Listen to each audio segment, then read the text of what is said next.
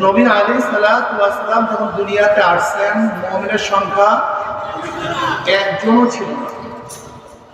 পুরুষদের মধ্যে সর্বপ্রথম ইসলাম গ্রহণ করেছেন আবু বকর সিদ্দিক রাদিয়াল্লাহু তাআলা।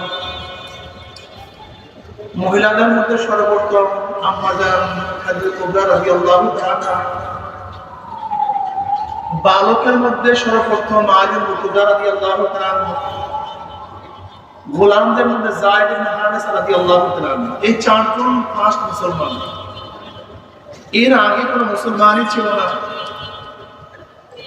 জনাব মুহাম্মদ রাসূলুল্লাহ সাল্লাল্লাহু আলাইহি ওয়াসাল্লাম আসার পরে তিনি এমন কি কাজ করেছিলেন যে কাজের ভিত্তিতে সব জায়গায় মুসলমান, মুমিন, এমনকি অর্ধ জাহান পর্যন্ত ওমর ইবনে খাত্তাব রাদিয়াল্লাহু আনহু জামানায় তিনি শাসন করেছিলেন। সেই কাজটা কি ছিল? বলেন দাওয়াত। জোরে বলেন দাওয়াত। জোরে বলেন দাওয়াত। এই দাওয়াতের মাধ্যমেই জনাব মুহাম্মদ রাসূলুল্লাহ সাল্লাল্লাহু আলাইহি ওয়াসাল্লাম মানুষদেরকে দিনদার নেককার বানিয়েছিলেন। আপনার আমার কাজ কি হওয়া উচিত?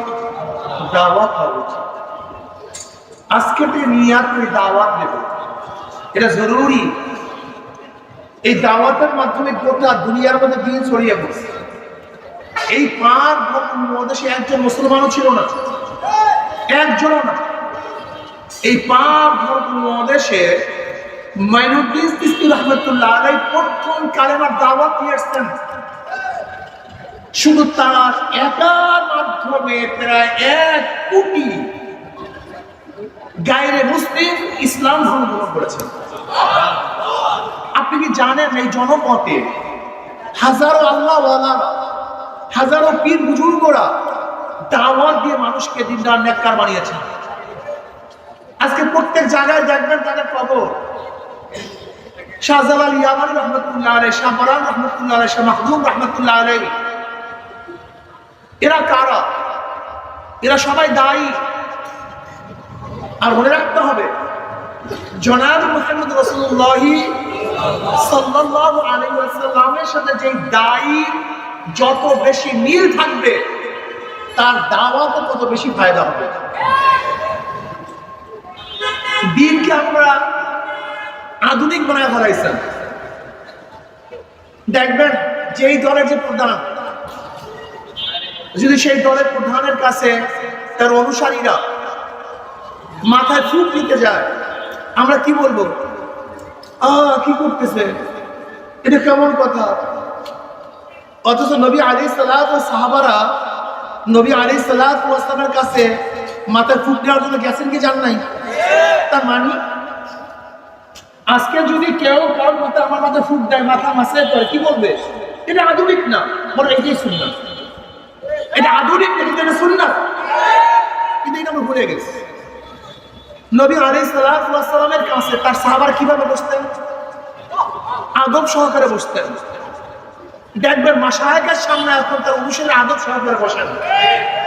মাশায়েখদের সামনে নবী আলাইহিস সালাম সাহাবারা যেরকম মাথা নিচু করে বসতেন, উচ্চ আওয়াজে কথা বলতেন না, এখনো দেখবেন হক্কানি পীর বুজুর্গের কাছে এইভাবেই তারা বসেন। নবী আলাইহিস সালাতু ওয়াস সালামের কাছে তার অনুসারীরা দোয়া নিতেন। এখনো দেখা যায় যারা মাশায়েখ হক্কানি আল্লাহওয়ালা, তাদের কাছে তার মুরব্বিদের কাছে দোয়া নেন। ফামাসা রাসাহু ফাদাআলাহু, নবী আলাইহিস সালাতু ওয়াস সালাম মাথার মধ্যে স্পর্শ করতেন, দোয়া করতেন। কিন্তু এগুলি আমাদের মধ্যে নাই। এগুলি কি মনে করি যে আধুনিকতার খেলাও? নবী আলাইহিস সালাতু ওয়াস সালামের দরবারে এমন কিছু লোক ছিল যাদের মাথা ছিল এলোমেলো, যাদের পোশাকগুলি ছিল জীর্ণ শীর্ণ, যাদের চেহারার মধ্যে রং ছিল না, ঢং ছিল না। এমনকি নবী আলাইহিস সালাতু ওয়াস খাস লোকগুলি এমন ছিল, বড় লোকের দরজার কাছে গেলে বড় লোকের দরজা খুলতো না। ভদ্র পরিবারে যদি বিবাহের জন্য প্রস্তাব দেওয়া হতো, তাহলে ভদ্র পরিবারের লোকগুলি তাদের কাছে তাদের মেয়ে বিবাহ দিত না। এরকম জীর্ণ শীর্ণ লোক ছিল নবী আলাইহিস সালামের দরবারে। কিন্তু এখন যদি কোনো জীর্ণ শীর্ণ লোক, যাদের চুল এলোমেলো, পরিপাটি না, জামা কাপড় সেরকম স্বচ্ছ সুন্দর না, কিন্তু জনাব মুহাম্মদ রাসূলুল্লাহ সাল্লাল্লাহু আলাইহি ওয়াসাল্লামের কাছে এই লোকগুলো সবচেয়ে দামি ছিল। যেই মাজলিসের মধ্যে, যে জামাতের মধ্যে এরকম কিছু লোক থাকবে না, তাহলে কি মনে করতে হবে? নবী আলাইহিস সালাতু ওয়াস সালামের পুরো সাহাবার জামাতের সাথে তাদের পূর্ণাঙ্গ মিল নেই। নবী আলাইহিস সালাতু ওয়াস সাহাবাদের মধ্যে এরকম কিছু লোক ছিল যারা ভয়ে, তাদের অবস্থা কি ছিল? বুখারীর মধ্যে রাওয়ায়াত আছে, নবী আলাইহিস সালাতু ওয়াস সালাম বয়ান করতে দাঁড়াইলেন, খুতবা দিতে দাঁড়াইলেন, তিনি কবরের বয়ান শুরু করলেন। দাজ্জাল মুসলিমুনা দাজ্জাতান, মুসলমানদের মধ্যে হায়বা শুরু হয়ে গেছে। বুখারীর রাওয়ায়াত, কান্নাকাটি শুরু হয়ে গেছে।